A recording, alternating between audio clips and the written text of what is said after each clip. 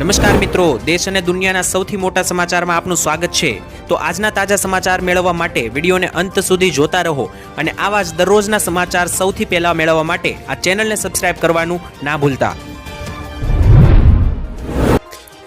तो मित्रों आज प्रथम समाचार विषय बात करें तो शू गुजरात में पेट्रोल पूरू थई गयुं। जे हाँ मित्रों युद्ध ने लईने सौथी मोटा समाचार आवी रह्या छे। अत्यारे ज्यां जो त्यां गुजरात में पेट्रोल पंप पर लांबी लांबी कतारो अने लाइनो जोवा मळी रही छे। त्यारे मित्रों मध्य एशियानी अंदर चाली रहेला युद्धने कारणे गुजरात में लोको डरी गया छे। त्यारे अमदावाद अने सूरत जेवा मोटा शहेरों पेट्रोल पंप पर लांबी लाइनो लागी गई छे अने लोको जे छे ते आवनारा दिवसों माटे जथ्थो એટલે કે स्टॉक करी रह्या छे। त्यारे ताजेतरमां मित्रों राज्यना विविध विस्तारों में पेट्रोल पंप पर लागी रहेली लाइनने लईने हर्ष संघवीए मोटी जाहेरात करी दीधी छे। त्यारे मित्रों जो तमने पण एवो डर होय के शुं गुजरातमां पेट्रोल खरेखर पूरुं थई चूक्युं छे, तो मित्रों आ डर जे छे ते लईने सौथी मोटो निर्णय दर्शाववामां आव्यो छे। तेना विषे बात करीए। मित्रों नायब मुख्यमंत्री हर्ष संघवीए जणावी दीधुं छे के गुजरात राज्यनी अंदर उच्च स्तरीय बेठकमां मित्रों जे छे ते आज बोलाववामां आवी हती, जेमां हर्ष संघवी सहितना मुख्य सचिवोए हाजरी आपी। पोलीस महानिर्देशक तरीके अने डीजीपी ने पण जरूरी सूचनाओ आपी देवामां आवी छे। त्यारे नायब मुख्यमंत्री हर्ष संघवीए जणाव्युं छे के पेट्रोलनी अछत अंगे चाली रहेला अफवाओ जे छे तेनाथी बचीने रहेवुं, कारण के गुजरात पासे पेट्रोलनो पूरतो स्टॉक छे। बैठक बाद पत्रकारों साथे बातचीत दरमियान नायब मुख्यमंत्री हर्ष संघवी अने गृहमंत्री हर्ष संघवीए स्पष्टता करी कि गुजरात राज्य में पेट्रोल के डीजल कोई पण जत्थो फूट्यो नथी, कोई पण जत्थो पूर्ण थयो नथी। सप्लायनी चेन में जे छे ते नानी मोटी टेक्निकल खामीओ सर्जाई छे, એટલે કે નાની મોટી કેટલીક ખામીઓ સર્જાઈ છે, તેને લીધે પેટ્રોલ પંપ ઉપર પેટ્રોલ અત્યારે પૂરું થઈ ચૂક્યું છે, પરંતુ એ સ્ટોક પૂરો નથી થયો। કેટલીક ભૂલને કારણે મિત્રો એ થયું છે। યુદ્ધના ધોરણે જે છે તે આ સમસ્યા દૂર કરવામાં આવશે અને તાત્કાલિક પેટ્રોલ પંપ ઉપર જથ્થો જે છે તે પૂરો પાડવામાં આવશે તેવું હર્ષ સંઘવીએ જણાવ્યું, જેથી કોઈ પણ લોકોએ જે છે તે મિત્રો કોઈ પણ પ્રકારની ચિંતા ના કરવી અને ખાસ તો સૌથી પહેલા પેટ્રોલ પંપ ઉપર લાઈનો ના लगाड़वी, कारण के गुजरात में कोई पण अत्यारे पेट्रोल पंप ने ऊपर मित्रों कटोकटीनी संभावना थवी ना जोईए। ત્યાર પછીના મહત્વના સમાચાર વિશે વાત કરીએ તો નરેન્દ્ર મોદીએ આજે કરી સૌથી મોટી જાહેરાત। દેશ ઉપર કોરોના જેવું સંકટ આવી રહ્યું છે ત્યારે ફરી એકવાર આખા ભારત દેશે તૈયાર રહેવું પડશે તેવી નરેન્દ્ર મોદીએ મોટી જાહેરાત કરી છે। ત્યારે મિત્રો યુદ્ધ જે છે તેને 1 મહિનો હવે પૂરો થઈ ચૂકવા આવ્યો છે। ત્યારે મોદીજીએ મિત્રો કહી દીધું છે કે આ યુદ્ધ જે છે તે હવે લંબાઈ ગયું છે અને 25 મિનિટ જેટલું ભાષણ જે છે તે મોદીએ આજે મિત્રો જે છે તે લોકસભામાં આપ્યું છે અને આખા દેશને અપીલ કરી છે કે હવે ભારત માટે મુસીબતનો સમય બની શકે તો લોકોએ તૈયાર રહેવું। જ્યાં મિત્રો પેટ્રોલ ડીઝલ गैस અને તેલનું જે સંકટ છે તેને નિવારવાનો પ્રયાસ સરકાર લગાતાર કરી રહી છે। ત્યારે મિત્રો 27 દેશોમાંથી અત્યાર સુધી સરકાર જે છે તે પેટ્રોલ ડીઝલ લાવતી હતી, એની જગ્યાએ સરકારે હવે 42 દેશોમાંથી જે છે તે લાવવાનું શરૂ કરી દીધું છે, એટલે કે દેશો વધારી દીધા છે। યુદ્ધમાં મિત્રો 3.75 લાખ જેટલા ભારતીયો ફસાયા હતા, તે પણ અત્યારે ભારતમાં પાછા ફર્યા છે બીજા દેશોમાંથી। કોરોના કાળની જેમ હાલમાં જે છે તે દેશ ઉપર એક મોટું સંકટ છે, ત્યારે બધા લોકોએ એકજૂટ થઈને જે છે તે આ સંકટ સામે લડવાનો સમય છે તેવું મોદીજીએ કહ્યું।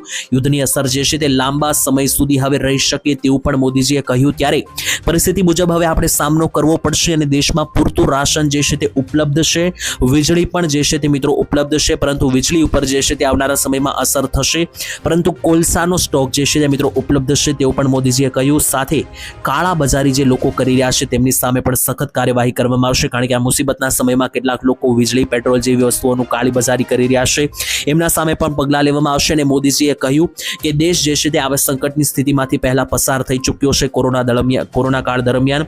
ત્યારે જેવી રીતના કોરોના સામે જે છે તે ભારત દેશ લડ્યો હતો તેવી રીતના અત્યારે જે છે તે પણ દરેક લોકોએ એકજૂટ થઈને રહેવું તેવું મોદીજીએ સૂચના આપી।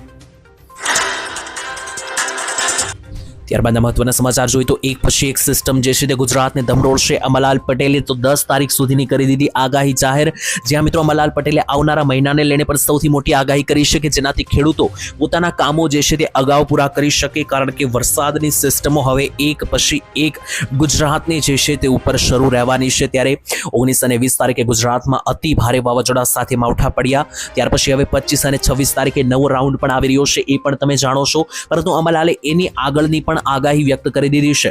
26 માર્ચ બાદ વાતાવરણમાં મોટું પરિવર્તન જોવા મળશે, જ્યાં જો ત્યાં માવઠા જે છે તે પૂરેપૂરા અંશે જોવા મળશે।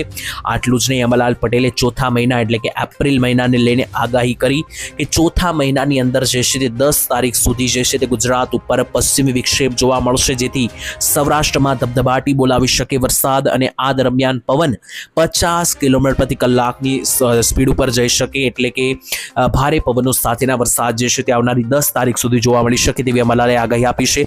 અને ખાસ મિત્રો અંબાલાલે કહ્યું છે કે એપ્રિલ મહિનો જે છે એટલે કે આની પછીનો જે ચોથો મહિનો છે તેની અંદર ગુજરાતમાં પ્રી મોન્સૂન એક્ટિવિટીના વરસાદો થવાની પૂરેપૂરી સંભાવના, એટલે કે ચોમાસા પહેલાના જે વરસાદો પડતા હોય છે તે થવાની પૂરેપૂરી સંભાવના. ત્યારબાદ મહત્વના સમાચાર જોઈ લઈએ તો હવે ગેસ સિલિન્ડર નાનો કરવામાં આવશે. સૂત્રો અનુસાર મોટા સમાચાર સામે આવી રહ્યા છે. ત્યારે મધ્ય એશિયામાં ચાલી રહેલા યુદ્ધને કારણે કટોકટીની સંભાવનાથી બચવા માટે એલપીજી ગેસ સિલિન્ડરની અછત મિત્રો પહેલા પણ જે છે તે દેખાડવામાં આવી હતી, અને સૂત્રો અનુસાર હવે માહિતી આવી રહી છે કે એલપીજી ગેસ સિલિન્ડરની સાઇઝ નાની કરવામાં આવી શકે. ત્યારે ભારત સરકારની તેલ કંપનીઓએ એક મહત્વપૂર્ણ રણનીતિ ઉપર વિચારણા કરી છે. સ્થાનિક સ્તરે ગેસના જે બાટલા છે એટલે કે ઘરે મિત્રો જે તમે ગેસ સિલિન્ડર વાપરો છો રાંધણ ગેસ તરીકે, એ મિત્રો અત્યાર સુધી 14.2 કિલોનો એટલે કે 14 કિલો અને 200 ગ્રામનો સિલિન્ડર હોય છે.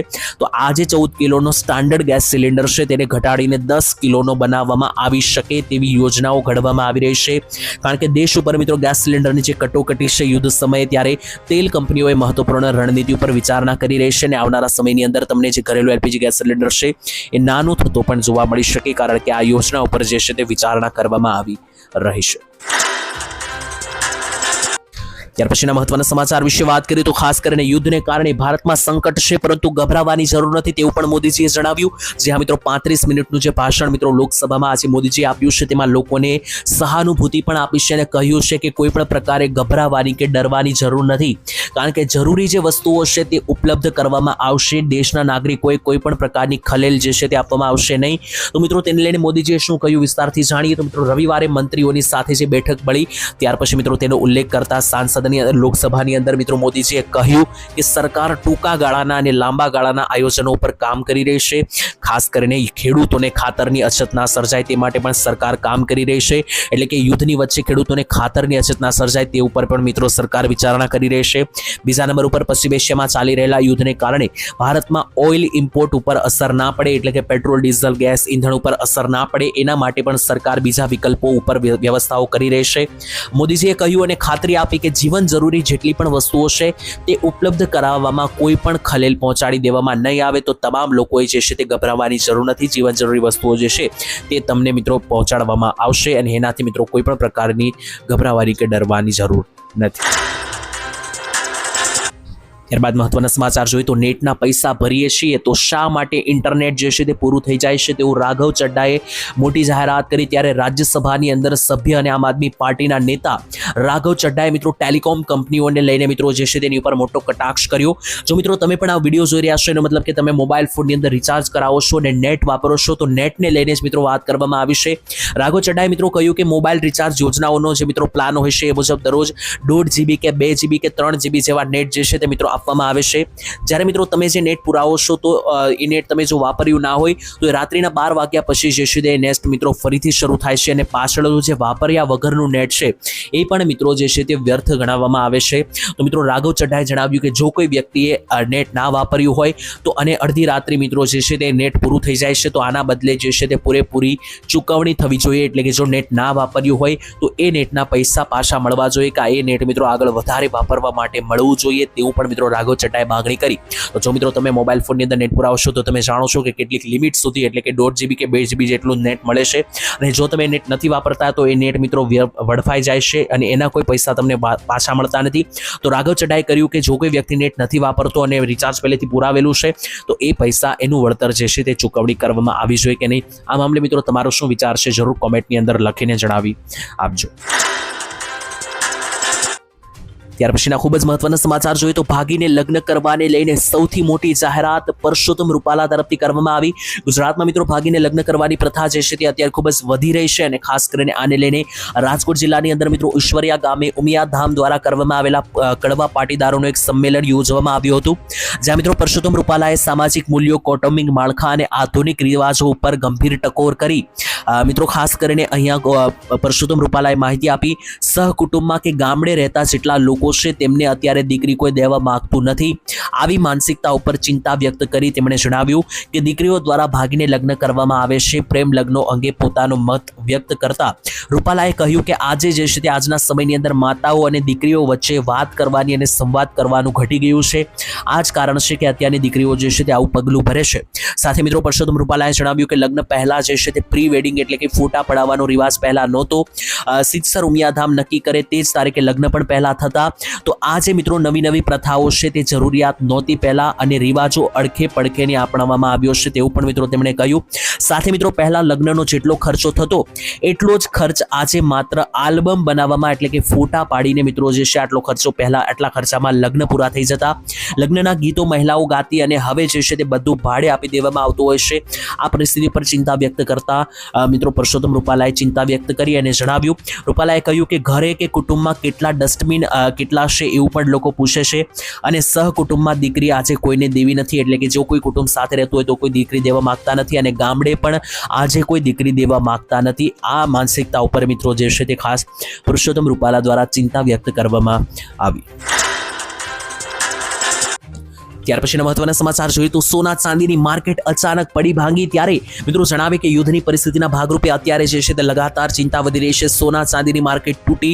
ભારતીય શેર બજારમાં પણ લગાતાર કડાકો જોવા મળી રહ્યો છે અને બીજી બાજુ મિત્રો જોવા જઈએ તો લગાતાર દરેક ઉદ્યોગો પણ ફસાયેલા છે. ત્યારે યુદ્ધને કારણે મિત્રો જે કે પણ અસર પડી રહી છે તેના વિશે વાત કરીએ તો લગાતાર રૂપિયો પણ ડોલરની સામે નબળો પડી રહ્યો છે. ત્યારે આજે સવારે માર્કેટ ખુલતાની સાથે સોનાની અંદર 4.65% મોટો ઘટાડો જોવા મળ્યો. 1.37 લાખ એટલે કે 1,37,000 ઉપર સોનું ટ્રેડ થઈ રહ્યું હતું. જે બજારની નબળાઈ છે એટલે કે જે સોનું આજથી મહિના પહેલા 1,80,000 તોલાએ પહોંચ્યું હતું એ આજે 1,30,000 નજીક હવે આવી ગયું છે તોલાનો ભાવ. ચાંદા વિશે પણ વાત કરીએ તો ચાંદીની અંદર પણ મિત્રો આજથી 1 મહિના પહેલા ચાંદી 4 લાખ રૂપિયા પ્રતિ કિલો વેચાઈ રહ્યું હતું. એ જ ચાંદી આજે માર્કેટ ખુલતાની સાથે 2,70,000 ઉપર ખુલ્યું એટલે કે ચાંદીનો આજનો ભાવ 1 કિલોગ્રામ 2,70,000 રૂપિયા બોલાયો અને આ મિત્રો ભાવ છેલ્લા 5 દિવસથી લગાતાર ઘટી રહ્યા છે અને આગળ હવે જોવાનું રહેશે કે ભાવ જે છે તે કેટલી ઊંચાઈએ જાય છે અથવા તો કેટલી નીચલા સ્તર ઉપર આવે છે. ત્યારબાદ મહત્વના સમાચાર વિશે વાત કરીએ તો હવે તમારી ગાડીઓ જે છે તેની અંદર પેટ્રોલ અને ઘરે વીજળી જે છે તે મફત આપવામાં આવશે તેવી મોદીજીએ કરી હતી સૌથી મોટી જાહેરાત.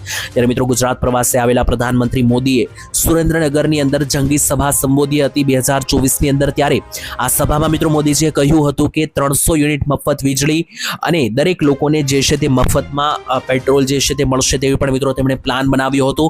એટલે કે મોદીજીએ કહ્યું હતું કે મોદી સરકાર એવા દિવસો લાવશે કે તમારો પેટ્રોલ અને વીજળીનો ખર્ચો એકદમ ઝીરો થઈ જશે. ત્યારે મિત્રો તમને જણાવી દઈએ તો આ નિવેદન ત્યારે આપવામાં આવ્યું હતું કે જ્યારે લોકસભાની ચૂંટણી હતી 2024ની ચૂંટણીના એકદમ થોડા દિવસ પહેલા મોદીજીએ ગુજરાત સુરેન્દ્રનગર અને સાબરકાંઠાની સભાની અંદર કહ્યું હતું કે મોદી સરકાર એવા દિવસો લાવશે કે જેમાં પેટ્રોલ અને વીજળીનો ખર્ચો તમારો શૂન્ય એટલે કે ઝીરો થઈ જશે.